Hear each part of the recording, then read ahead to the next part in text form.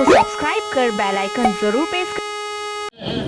अर्थात मनुष्य का चतुर्दिक विकास होता है, मल्टी डायरेक्शनल डेवलपमेंट होता है। जीवन के हर क्षेत्र में मनुष्य का विकास होता है। कैसे होता है? कोई आदमी दीक्षा ले लिया, जाके घर में सो गया तो उसका विकास हो जाएगा क्या? कोई आदमी दीक्षा ले लिया, नियम का पालन नहीं करता, विकास हो जाएगा क्या? संभव नहीं है। ठाकुर जी के पास थोड़ी भी फाकीबाजी नहीं है, थोड़ी सी भी फाकीबाजी नहीं है। उन्होंने स्पष्ट कह दिया, दीक्षा लेकर नियम मत चलने से ही हो उन्नत।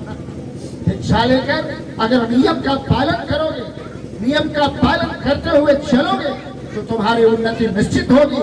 उसे कोई रोक नहीं सकता, उसे कोई रोक नहीं सकता है।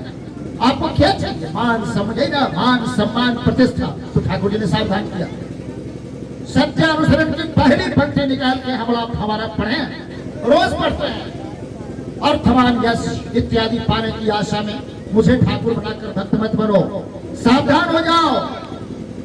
अर्थ मतलब धन, मान मैंने प्रतिष्ठा, अर्थमान यश, जस मान प्रतिष्ठा इत्यादि पाने की आशा में मुझे ठाकुर बनाकर भक्त मत बनो।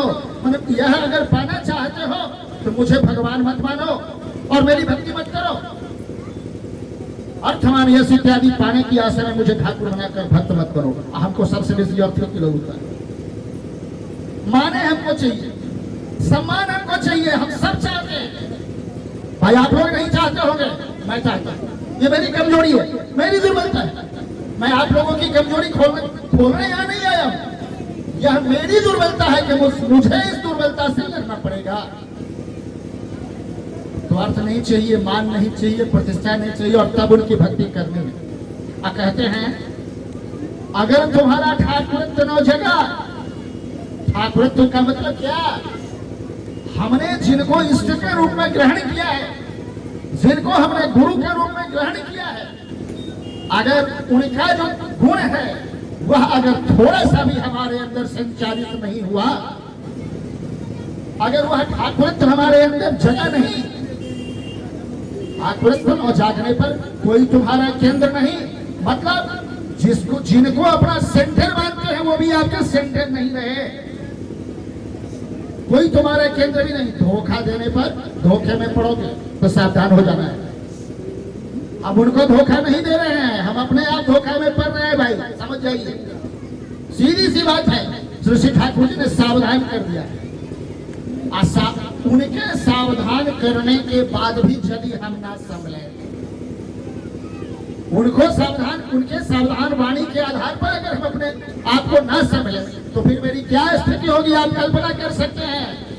मैंने कहा कि ठाकुर जी के पास किसी प्रकार की फाकीबाजी मंजूर नहीं है, कोई फाकीबाजी चलने वाला नहीं है। उनके नियम के मुताबिक हमें चलना पड़ेगा ही। उपाय क्या है उसकी? भक्ति।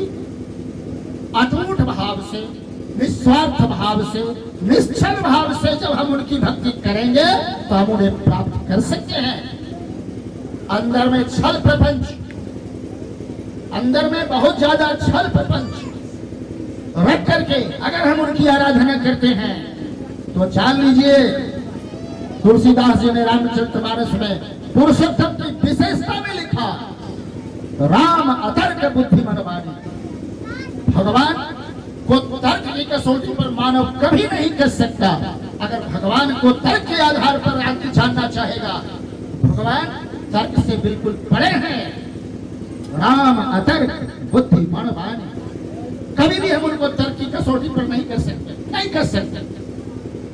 उनको प्राप्त करने के लिए एक ही बात है, आप सुने होंगे सत्यानुसरण में, प्रकृति दीनता रूपी भेड़े के सिंग पर वो खंड विखंड हो जाते हैं। प्रकृति दीनता रूपी भेड़े के सिंग पर वो खंड विखंड हो जाते हैं।